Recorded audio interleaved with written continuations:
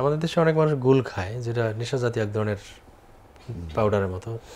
এই গুল যদি কেউ মুখের মধ্যে পুরে রেখে সলাত আদায় করে, সেটা জায়েজ হবে কিনা?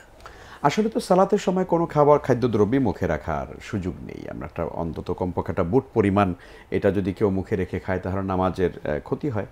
আর নামাজ একবারে ভেঙে যাবে সেটা বলা যাবে না, তবে এটা অবশ্যই নামাজের জন্য খুব সাংঘাতিক রকম একটা ত্রুটি মাকরু, যাই হোক। কিন্তু গুলের মতো একটা জিনিস যেটা আপনি বললেন সেটা তো আসলে আরও একটু ভয়ঙ্কর ব্যাপার, কারণ আল্লাহ তাআলা কোরআনে কারীমে বলেছেন লা তাকরাবুস সালাতা ওয়া আনতুম সুকারা।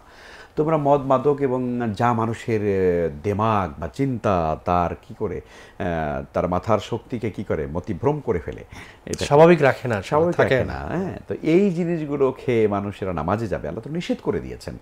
আর নামাজে যেতে হয় আসলে একেবারেই পবিত্র পরিচ্ছন্ন হয়, একটু সুগন্ধি ব্যবহার করে। তো মানুষ যখন এটা ব্যবহার করে তখন তার নামাজটা একেবারেই হয়ে যাবে, মানে হয়তো সে খেলো না কিন্তু গালের ভিতরে নিয়ে হয়তো নামাজ পড়ছে, আপনি বলছেন নামাজ কোনো মতে হয়ে যাবে, কিন্তু এই নামাজ আসলে পরিপূর্ণভাবে আল্লাহ তাআলার কাছে কবুল হবে না।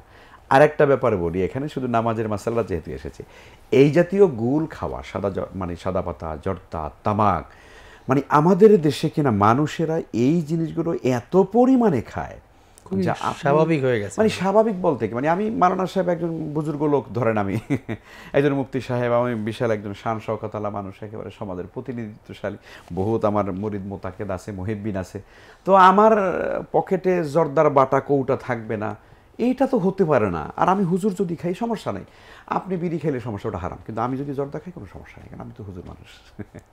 তো আসলে এটা ঠিক না, এটা ঠিক না।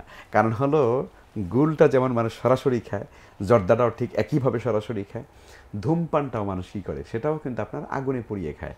তো উপাদান কিন্তু একই। হ্যাঁ, উপাদান এক, এবং কোনোটা কিন্তু কম না, বরং মারাত্মক অবস্থা হলো কিন্তু যারা ডিরেক্টলি খাচ্ছে, যারা, এটা তো আরো মারাত্মক। ফিল্টার করে খায় সিগারেটটা, ও তো ধোঁয়া খাচ্ছে, ধোঁয়াটা নিচ্ছে, সেই ধোঁয়াটাও করে আস্তে আস্তে আস্তে আস্তে ওরকে কি করে ক্ষতি করে। কিন্তু আপনি তামাকজাত দ্রব্যটা, টোবাকোটা যখন আপনি ভেতরে যখন ডাইরেক্ট নিয়ে নেন, তখন সেটা তো আপনাকে একদম ভয়ঙ্করভাবে, এবং ক্যান্সারের মতো, এই যে অসংখ্য মানুষের ক্যান্সার হচ্ছে কিন্তু শুধুমাত্র এই তামাক পাতা, সাদা পাতা খাওয়ার কারণে। তো কাজেই আমরা এগুলো খাওয়া সব মনে করা যাবে না, এগুলো বুজুর্গি না, যে এগুলো না খাইলে মনে হয় বুজুর্গ হওয়ার। খুবই সুন্দর সুন্দর ঘ্রাণওয়ালা জর্দা খাই আমরা, বাপরে বাবা, আমার হুজুরের রুমে ঢুকলে ঘ্রাণের চোটে বাঁচা যায় না, জর্দার ঘ্রাণ শুধুমাত্র। তো এগুলো কোনো বুজুর্গি না, এগুলো শয়তানি, একদম শয়তানি কাজ এগুলো।